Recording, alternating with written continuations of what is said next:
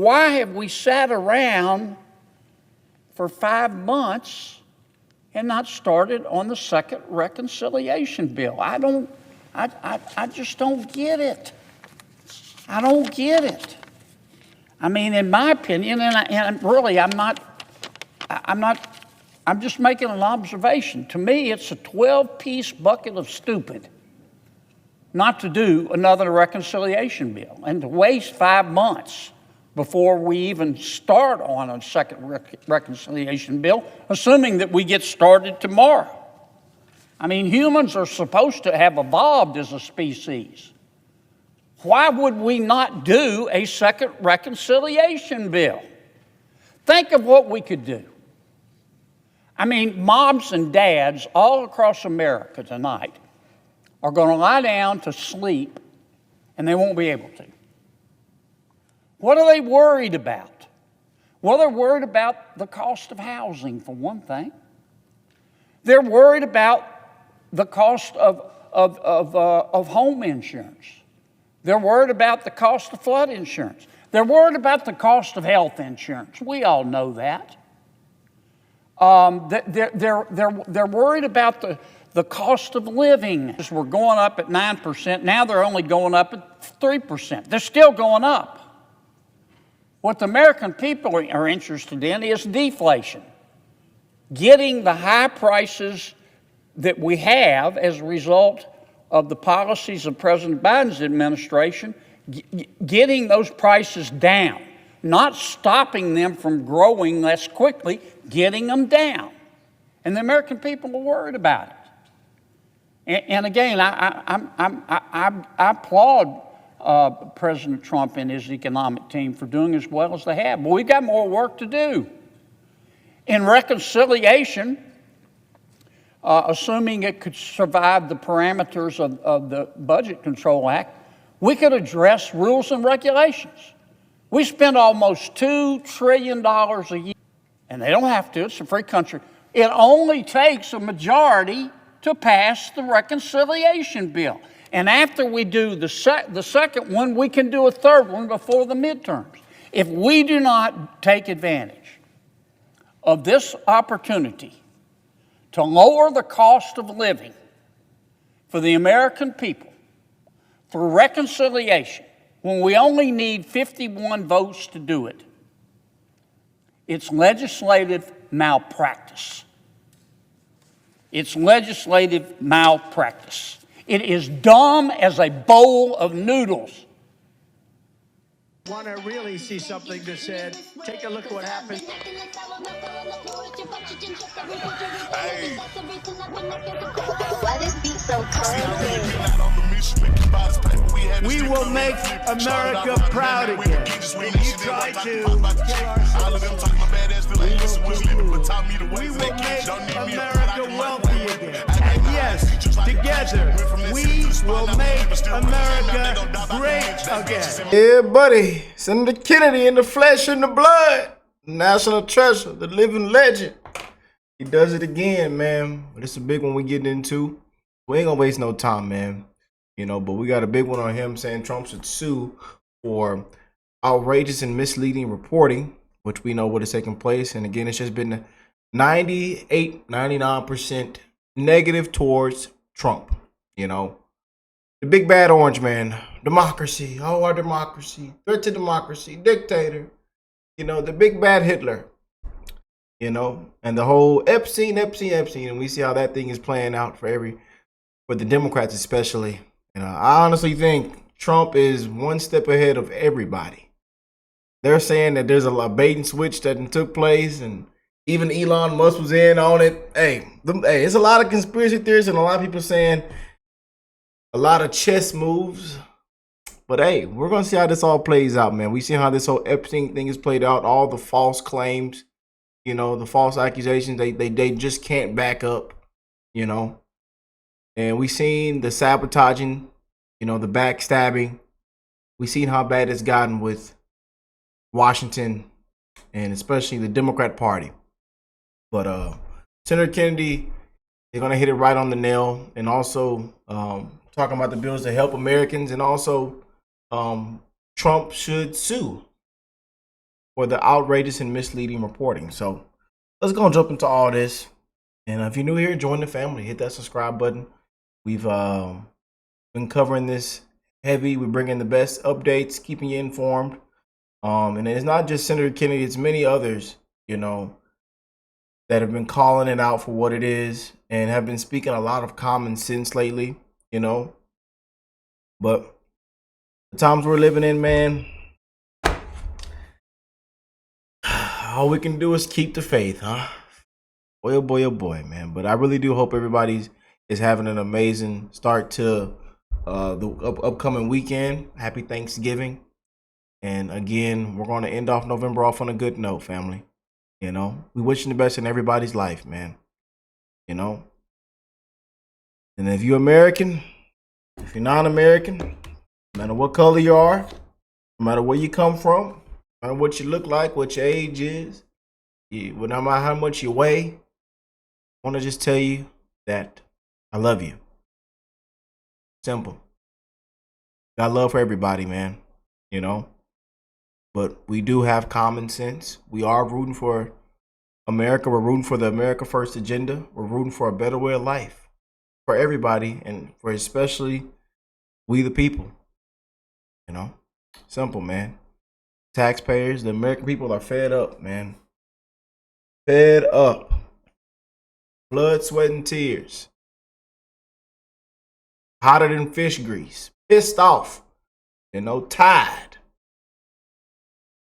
Those are who I speak for, man. Those who I represent, who I scream to the top of my lungs for. Patriots, man. Yes, indeed. But Senator Kennedy hits it right on the nail. Let's jump into all this. The second topic I want to talk about, Madam President, gosh, I wish I'd started with this first. I hate to end on a negative note. But the second thing I want to talk about makes me want to stick my head in an oven.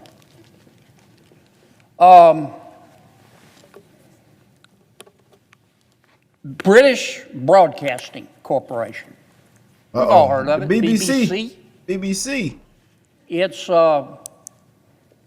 the United Kingdom's version of the Corporation for Public Broadcasting.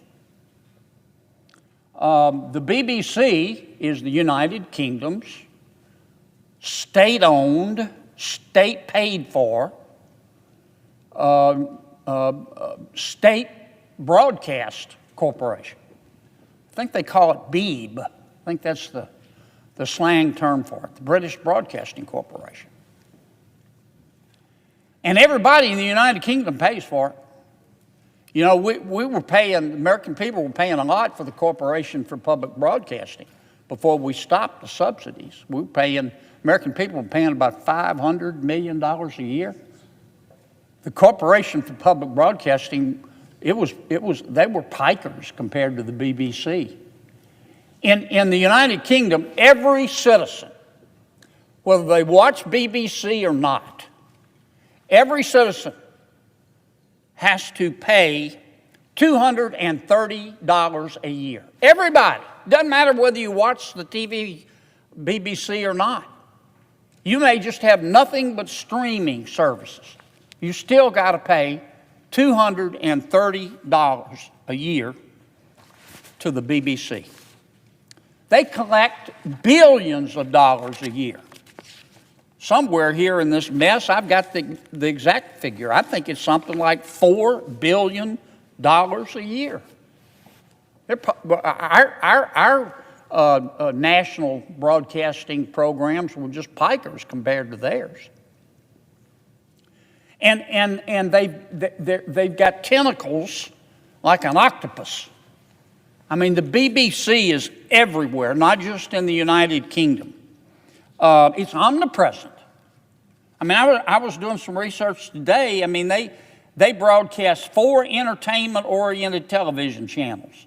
They broadcast 2 children's channels. They broadcast Parliament.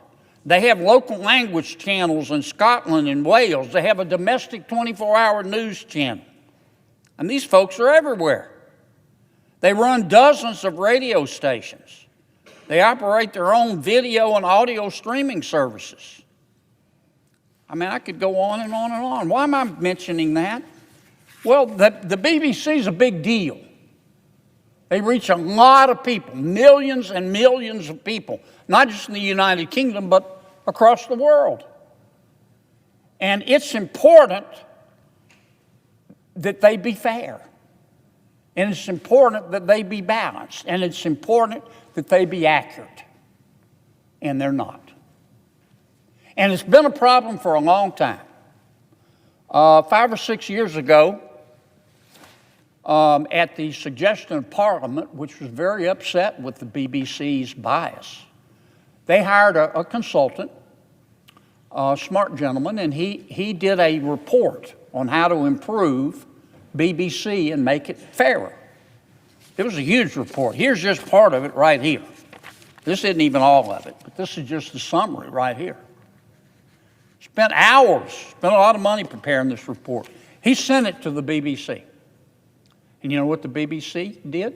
Nothing. Nothing. Zero. Zilch. Nada. They just continued on doing what they always do, sucking on their teeth, publishing whatever they want.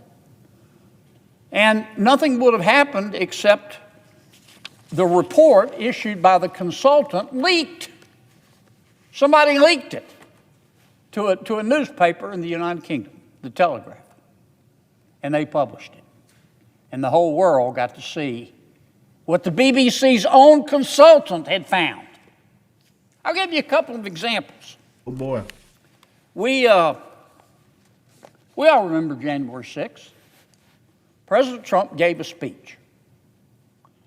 We've all seen it. It was a long speech. It was about an hour, maybe longer. A week before the last presidential election in America, the BBC did a documentary on President Trump. And you know what they did? They took his hour-plus long speech, and they took 2 snippets from that speech. One snippet at the beginning and one snippet at the end. The excerpts that the BBC took were 50 minutes apart. So they took them totally out of context. And they spliced those 2 excerpts together to make it look like one speech. And they had the President of the United States making a direct plea for violence.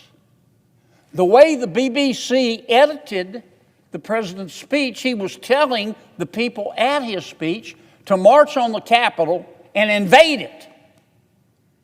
Well, that's not what his speech said. Now, reasonable people can disagree all they want to, but no reasonable person can listen to the president's speech and conclude that he told people to go out and riot and break into the Capitol. But the BBC took these 2 snippets, put it together. I defy you. Listen to it. They've pulled it down now, but it's on the internet. It sounds like the president is telling his supporters, go to the Capitol and raise fresh hell and invade it and hurt people. And then you know what they did on top of that? After they edited the president's speech, he didn't say what they said he said. They showed a clip of the Proud Boys. We all know who the Proud Boys are. Marching on the Capitol, as if the Proud Boys were acting in direct response to the president's speech that the BBC edited. One problem. The footage that they aired of the Proud Boys, it didn't happen after the president's speech. It happened, the footage of the Proud Boys marching along was way before he ever gave the speech. And they packaged this junk together and ran it on television. And this consultant called them out. Fake news media for you. And the BBC ignored it. You know what else the consultant found? The consultant found that one of their news, he pointed out that one of the BBC news channels, a reporter on one of the news channels, reported this to the world. I'm going to quote this news reporter from the BBC. Trump is out there on the campaign trail saying he wants people to shoot Liz Cheney in the face. Is that the sort of thing that women react well to? This is a reporter for the BBC. The President of the United States never said that. He never said it. They just made it up. Either they were either lying or they need to put down the crack pipe. Another reporter for World News America, which is part of the BBC, reported, and I'll quote again, that Trump, quote, appeared to suggest Liz Cheney should face a firing squad for her stance on foreign policy.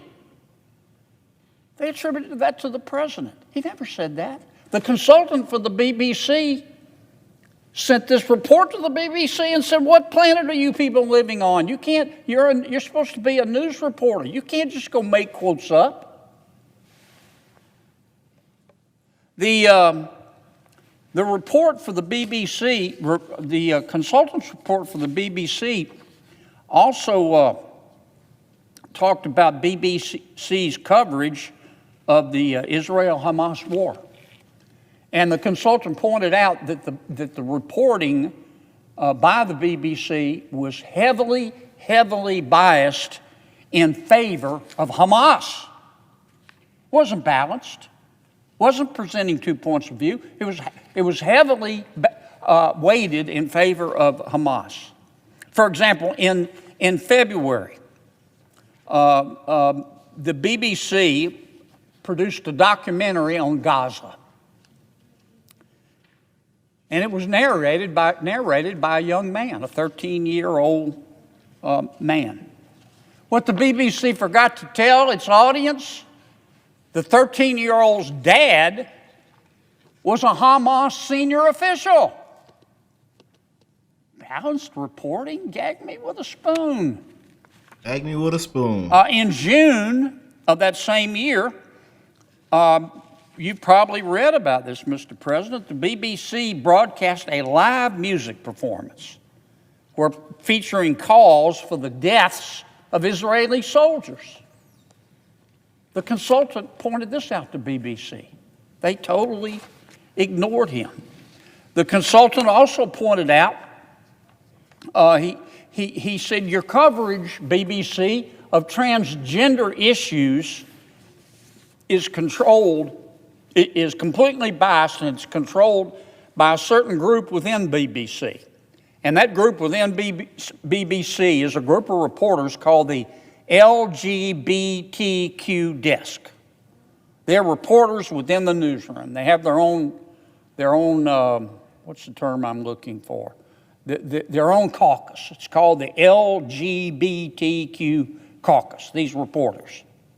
And the consultant said, look, your own reporters, the members of the LGBTQ caucus, are not reporting anything contrary about transgenderism to what you say. You're not being balanced. In fact, the United Kingdom, Great Britain, they've outlawed transgender surgery and transgender treatments for minors.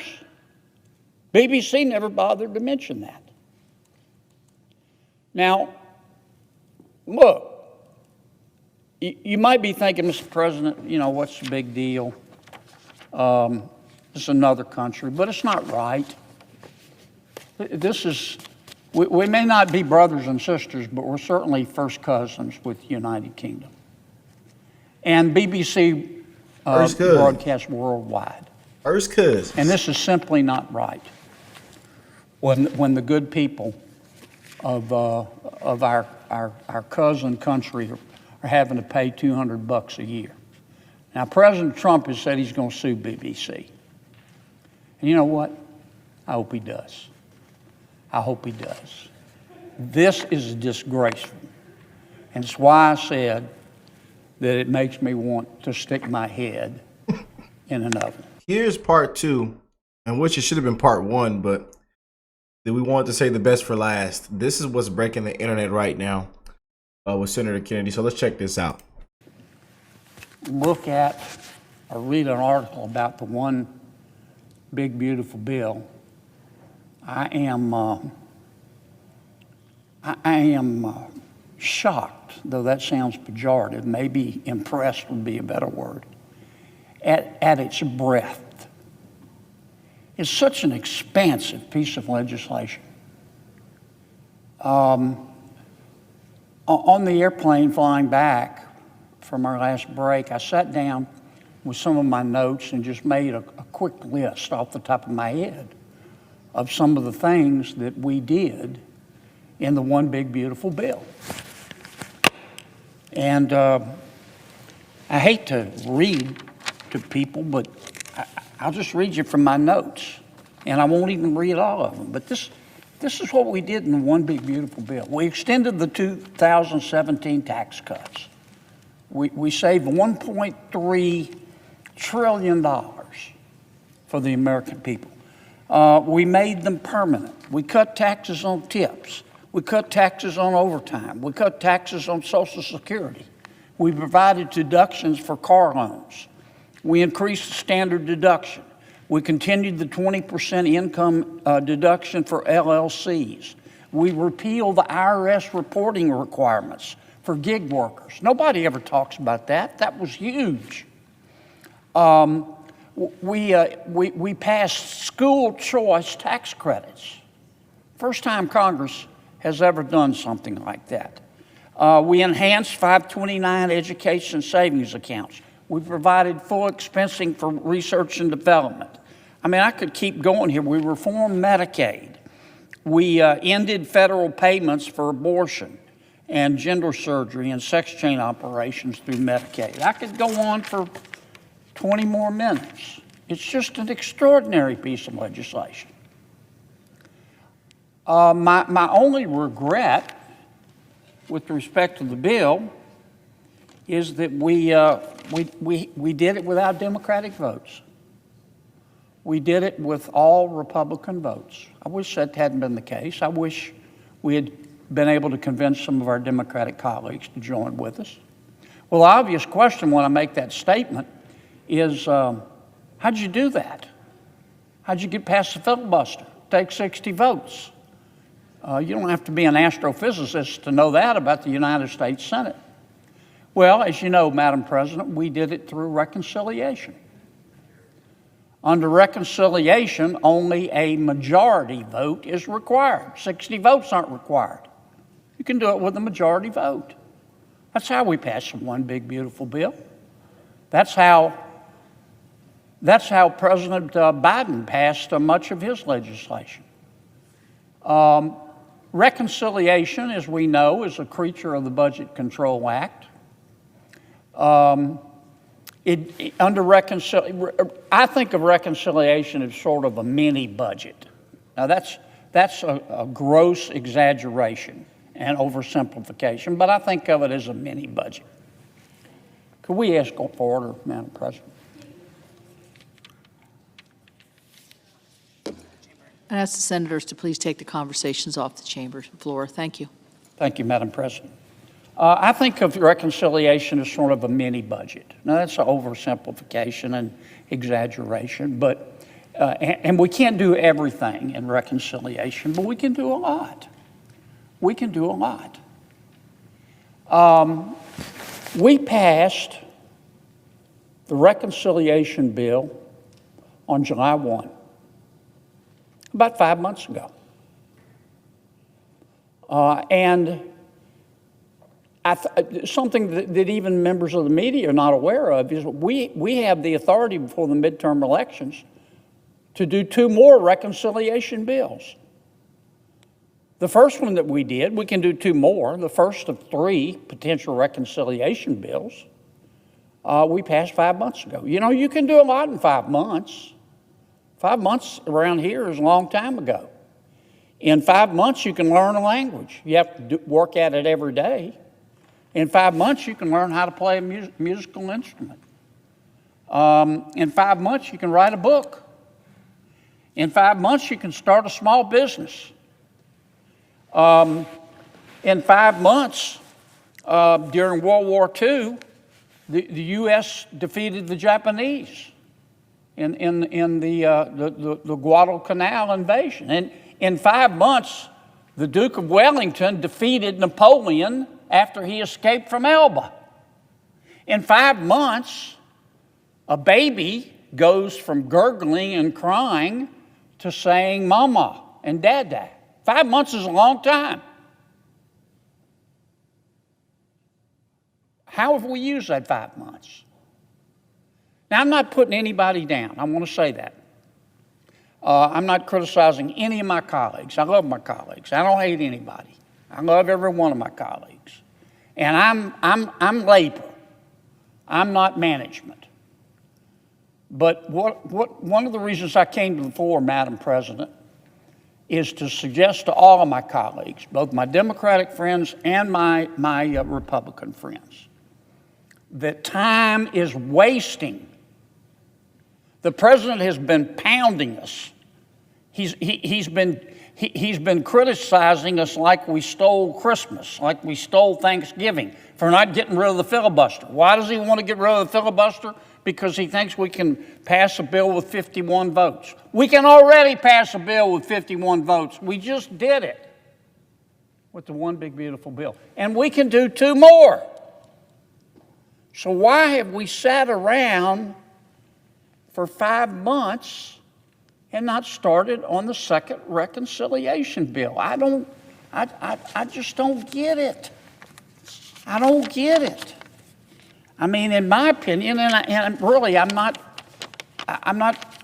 just making an observation. To me, it's a 12-piece bucket of stupid not to do another reconciliation bill and to waste 5 months 12-piece. Before we even start on a second reconciliation bill, assuming that we get started tomorrow. I mean, humans are supposed to have evolved as a species. Why would we not do a second reconciliation bill? Think of what we could do. I mean, moms and dads all across America tonight are going to lie down to sleep, and they won't be able to. What are they worried about? Well, they're worried about the cost of housing, for one thing. They're worried about the cost of home insurance. They're worried about the cost of flood insurance. They're worried about the cost of health insurance. We all know that. They're worried about the cost of living. Now, I think President Trump's done a good job on inflation. At one point under President Biden, we experienced 9% inflation. We got it down to 3%. And I think that's extraordinary. But the American people don't understand, nor can they be expected to understand because they're too busy earning and living. They don't know the difference between deflation and disinflation. What we've experienced is disinflation. When we went from 9% to 3%, all that meant was that prices were going up at 9%. Now they're only going up at 3%. They're still going up. They're going up. What the American people are interested in is deflation. Getting the high prices All the way down. that we have as a result of the policies of President Biden's administration, getting those prices down, not stopping them from growing less quickly, getting them down. And the American people are worried about it. And again, I applaud President Trump and his economic team for doing as well as they have. But we've got more work to do. In reconciliation, assuming it could survive the parameters of the Budget Control Act, we could address rules and regulations. We spend almost $2 trillion a year. The business community spends almost $2 trillion a year complying with federal rules and regulations. They pass that cost on. Why do you think goods and services cost more today? In large part, in substantial part, it's a result of rules and regulations. through a reconciliation bill, we could pass measures to get the cost of those goods and services down and actually reduce those prices by getting a little government off the backs of business people. We could do all those things through reconciliation. And so the first reason I came to the floor tonight is to say to my colleagues, pretty please. Pretty please. With sugar on top. Sugar on top. I'll even add a cherry. Oh, hell. I'll even throw in a coupon for a personal pan pizza. Please, let's do another reconciliation bill. And when I say we, I'm saying the Republican majority. Let's invite our Democratic colleagues to join with us. And I hope after inviting them, I sincerely hope they'll take us up on it. But if they don't, and they don't have to, it's a free country, it only takes a majority to pass the reconciliation bill.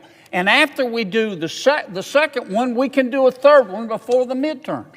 If we do not take advantage of this opportunity to lower the cost of living for the American people through reconciliation, when we only need 51 votes to do it, it's legislative malpractice.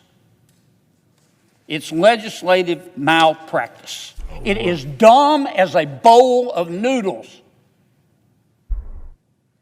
So that's my plea to my colleagues tonight.